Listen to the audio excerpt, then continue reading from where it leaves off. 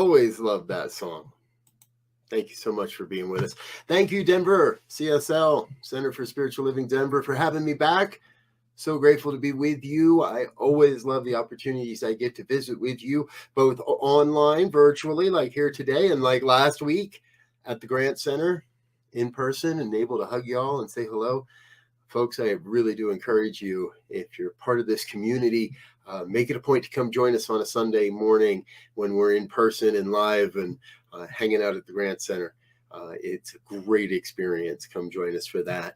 That happens on the first and the third Sunday of every month. So, all right. And here we are. Well, this is the second Sunday of the month. Here we are, November, Living Everyday Wonder. And our theme this month out of this annual theme has been home. And today is all about roots and wings. Yes, roots and wings. It reminds me of how our history influences our future. And if you imagine with me a very well-rooted tree, then the tree and the roots are the history that keep us grounded, to keep everything locked in and keep everything standing upright. And if it weren't for the roots and if it weren't for the tree, well, the birds wouldn't be able to take flight now, would they? And we are those birds. We are those birds that get a chance to take flight and bring forward into the world a greater expression of spiritual living. So those that know me know that I love to play with the words that are given to us in all this. So living everyday wonder, and that's the word that jumped into my head. I wanted to look that up. Surprise mixed with admiration. That says it.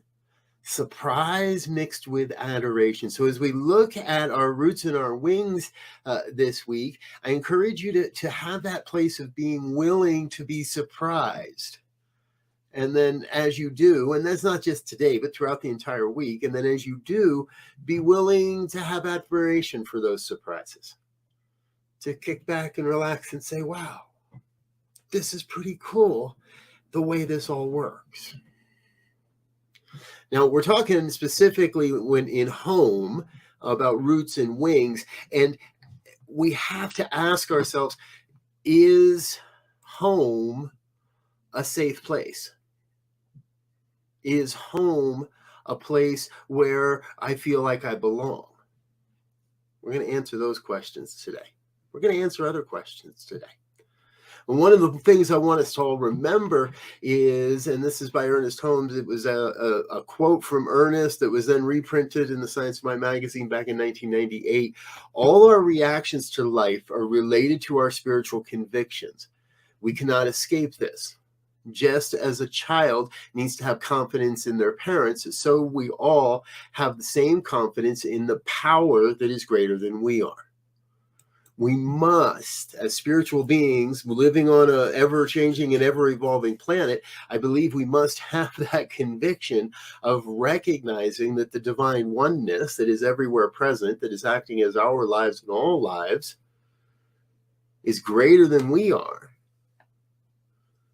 And so we're not using it, it is using us to accomplish amazing things. And we have to ask, is the place we call home truly safe? Yeah, I want us to remember, when we look at our transition, at some point, if the answer to the question is no, the home I'm in does not feel safe, then we want to have a conversation about that. We want to do something about that. If you look back on your life and say, well, where I am now is safe, but places I've been before haven't felt so safe, then that's okay. We can learn from that, but we don't want to carry that belief pattern forward. One of our leading thought leaders of the planet, Albert Einstein, the most important decision is whether we believe we live in a friendly or a hostile universe. If I live in a friendly universe, even the times where things don't appear to be going my way, even where sometimes things might seem to be unsafe, I stand at choice. We always have choice, right? We're always at choice. You always have the opportunity to make it up a little differently. So when we're in those places where it feels like it's unsafe, well, all I really have to do is turn back to that remembrance and say, okay, hold on. I believe in a friendly universe. I believe the universe is working on behalf of the great vision that is my life, that is the lives of everyone around me. So regardless of the momentary experience, I believe we are part here to take a look at that further afield, to look further down the field, to be in a place where what's happening tomorrow, well, has very little influence any longer. And I know that might sound a little different because I started this talk by saying our history influences our future. And it's true. You cannot be who you came here to be without having been who you have always been. You get that? You cannot be who you came here to be without having been who you always have been. In his song today, Safe Place to Land, Jamie Lula talks about it. Grateful for all that we've been through because it has brought us to where we are. Grateful for all that we've been through because it is what brought us to where we are. If you imagine the roots of a tree, sure, there's scars. There's places where fires went through when the tree was young, and there's places where animals maybe gnawed at the roots a little. There's places where even the trunk of the tree has seen damage and it has been scarred in one way or another. And the tree would not be what it is if it hadn't gone through all that it went through. Grateful all that we've been through because it brought us to where we are. And where we are is defining what home feels like. Where we are is in the season of gratitude and celebration. We're right there, folks. 6 weeks, 7 weeks, we're done. 2022 in the books, sign it off. Close that journal and let's move into the new. No, I do not have a nice rhyming little thought for what 2023 will be. But, those things will come soon enough, folks. We're in the season of gratitude and celebration, and I want us to celebrate and be grateful for the home that we have, whatever that might be, wherever we might call home right now. Perhaps for some, that's a college dorm. Perhaps for some, that's not under a roof.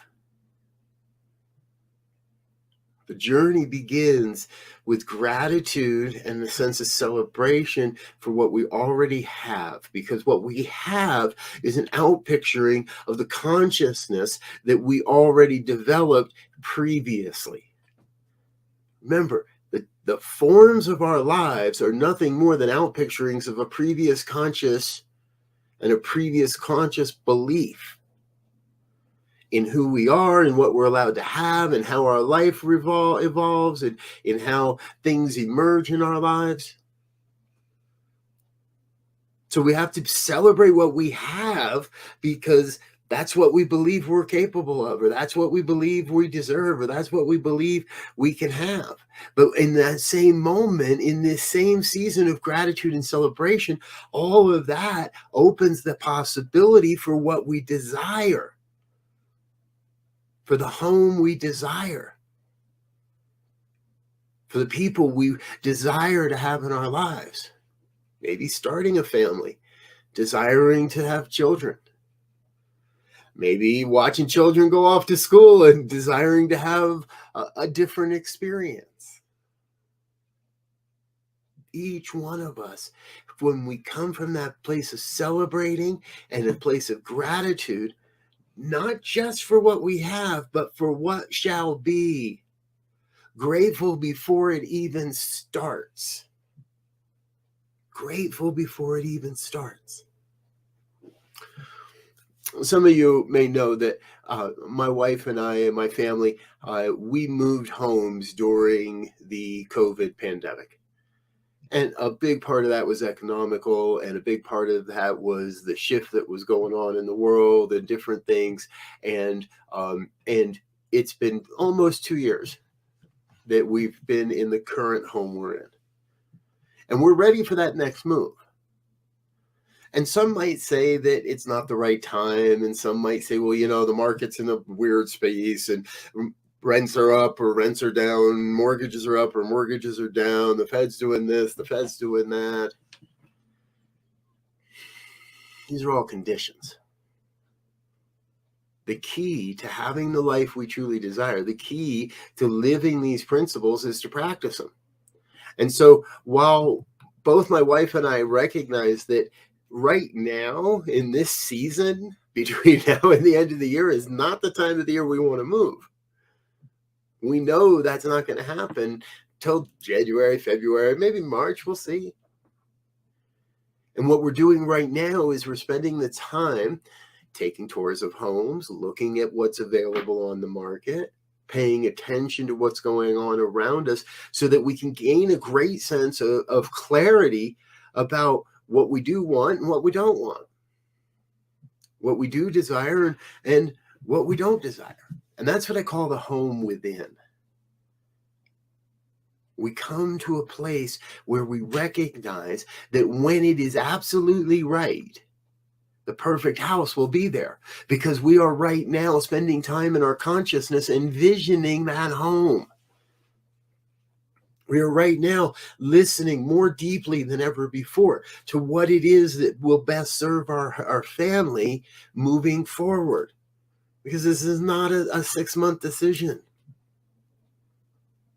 This is a place where we get to prepare ourselves for the future that we're creating. Knowing full that well that as we continue to follow the vision, the great vision for who we are and who we want to be, then the needs, the desires, the resources show up. Everything necessary happens to just reveals itself. And so we're doing the work in consciousness and in form. Not just sitting around praying, oh, it's all going to happen in good time and it's all going to getting really, really clear. No, don't like the layout of those types of house. Don't like that layout. I like this part of it. This didn't quite work. And that way we have a absolutely clear picture. And then therefore, when we see that right listing, boom, it's done. And it's not and it's not even a question, and it's not even a trouble, and there's no effort whatsoever necessary to fulfill that. We prepare ourselves for the future we are creating by being open and willing, grateful for the home that we have, excited for the home we desire, but resting assured in the home that is within. That deep, deep sense of assurance that everything's happening just as it must, that the divine mandate for our lives is providing us with a safe place to land.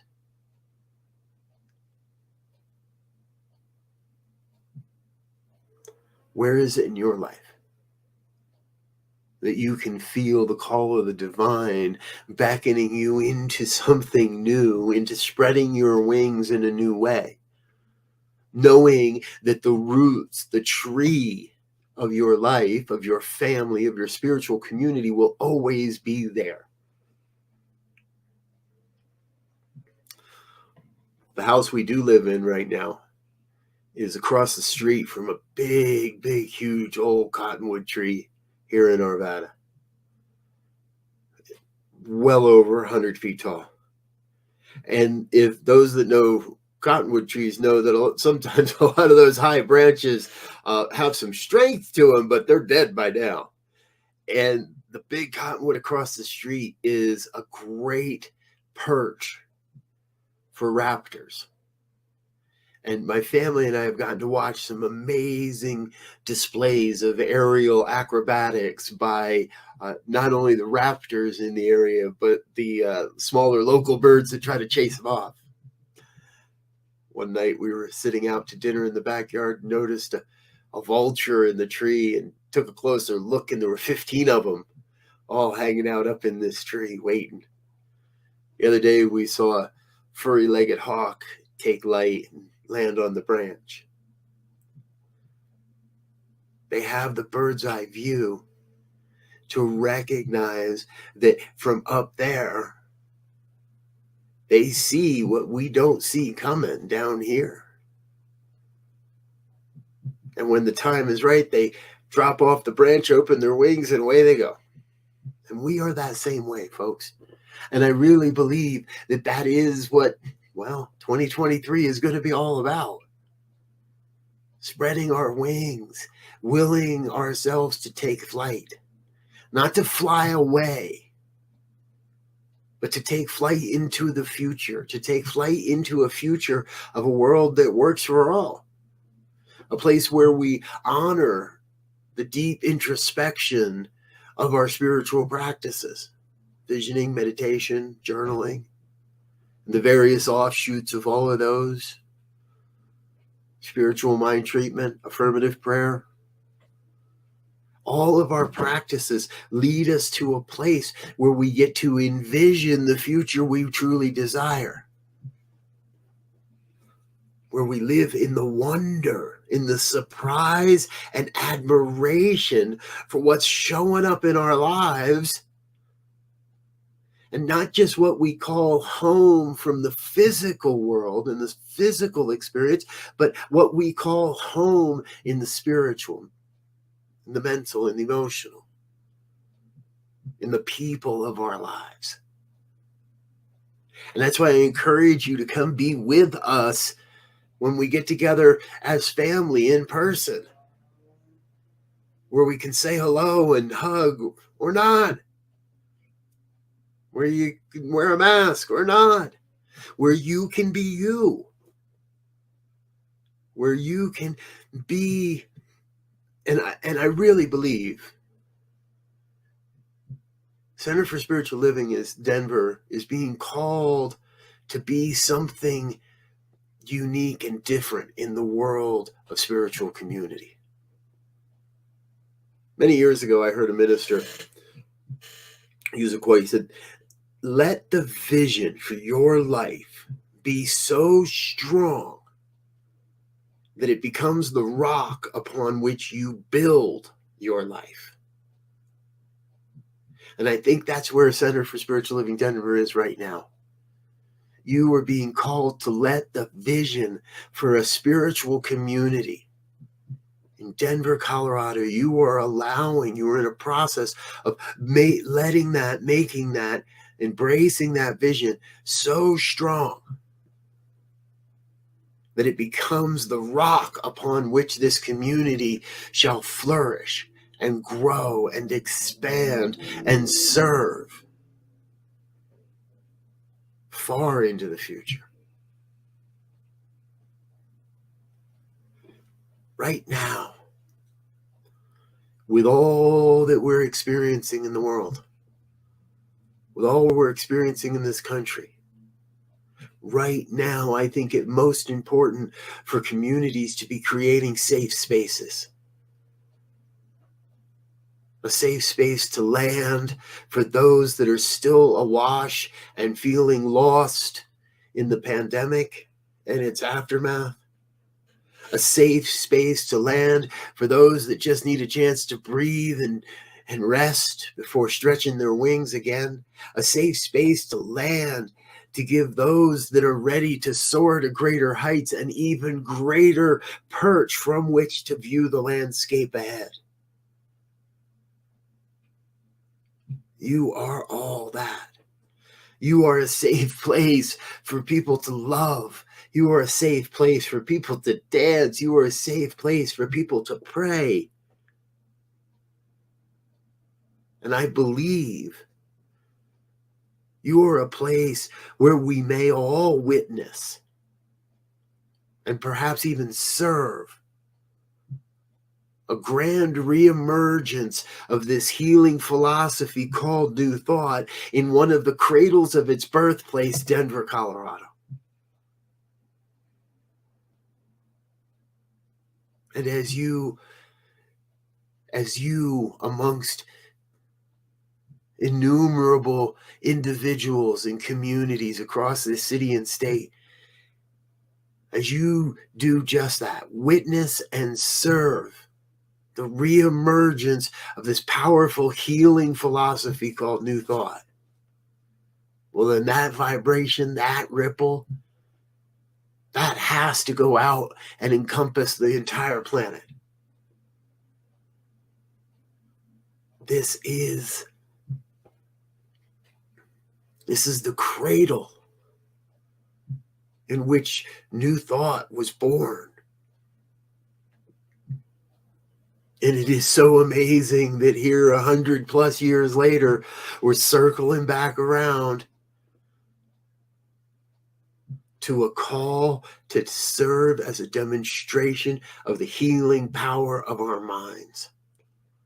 And so this week, your call to action, this week, that which I beckon you to do is schedule time with a practitioner.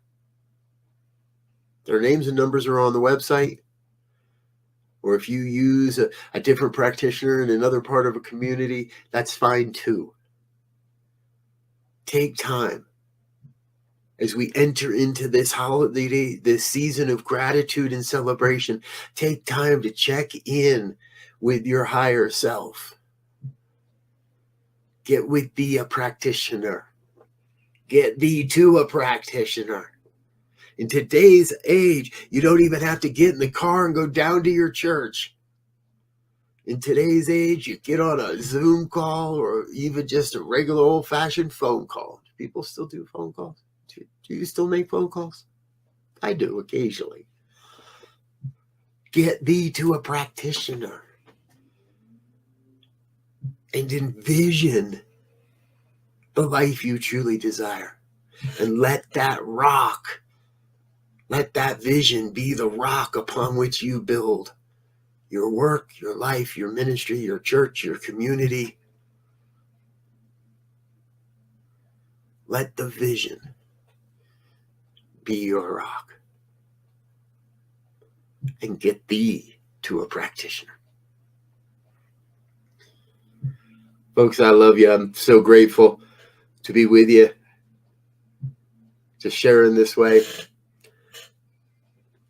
And so as we answer this call to be our authentic selves, I'm going to invite you to join me in prayer as we close our eyes and come to a place of knowing. A place of knowing that there is truly only one power, one presence, one infinite intelligence that's moving and breathing and having its being as all of life. One self-existent cause that is forever taking on form and abandoning that form in order to take on new form. The oneness revealing itself as my life perfectly, reveals itself as your life perfectly, reveals itself as all life perfectly. And so everyone, everywhere is part of this one life we call God, we call the divine, we call it George, call it whatever name, imagine it by whatever icon, the Godhead within, the divine source, the energetic vibration, the everything and the no thing, revealing itself in miraculous ways. As we come together to envision a world that works for all, as we come together to envision a world where I am free and able to give of my gifts and my skills and my talents, a world where I am standing witness and standing in service to the reemergence of New Thought as a healing philosophy here in the very crucible upon which that philosophy was born. Grateful to be present to what is occurring right here and right now. Grateful to be in the place of celebrating. Grateful to be in the place of gratitude. Grateful to be witness, to be aware of the ever unfolding evolution of human consciousness on this planet. And then from that consciousness is born a new vision, a new demonstration, a new manifestation, something different, a new way of being as a community, as an individual, as family, as all of it. And I'm in this moment thrilled to recognize this community, Center for Spiritual Living Denver, as a safe place to land. And from that, a safe place to launch. A safe place to land and a safe place to launch out into the world with this mighty, mighty philosophy we call New Thought, with the mighty principles and practices of this Center for Spiritual Living. Launching out into the next and the new and the beyond and what's even beyond that and the greater even beyond that. Into the greater yet to be.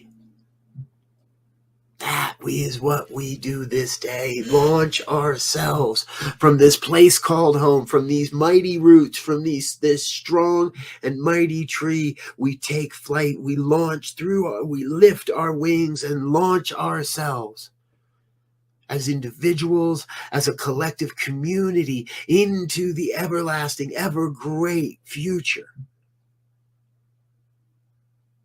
And call it good. And rest assured that all is well, that everything necessary for the fulfillment of this vision is coming into our lives exactly as it is necessary.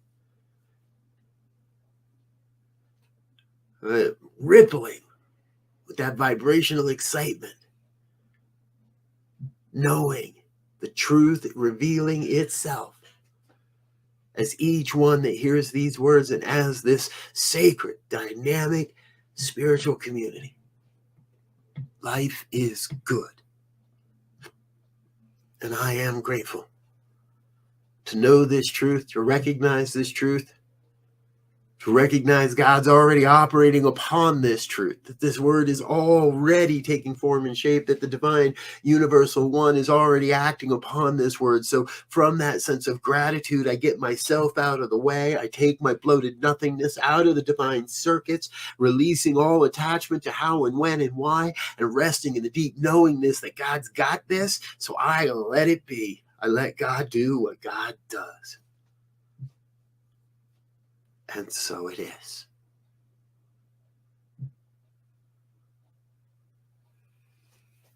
And so it is. Thank you, dear ones. I'm Reverend Robert Brzezinski with the New Thought Media Network. I love you. You're amazing. I cannot wait to be with you again. Until then, I wish you peace and richest blessings. Bye now.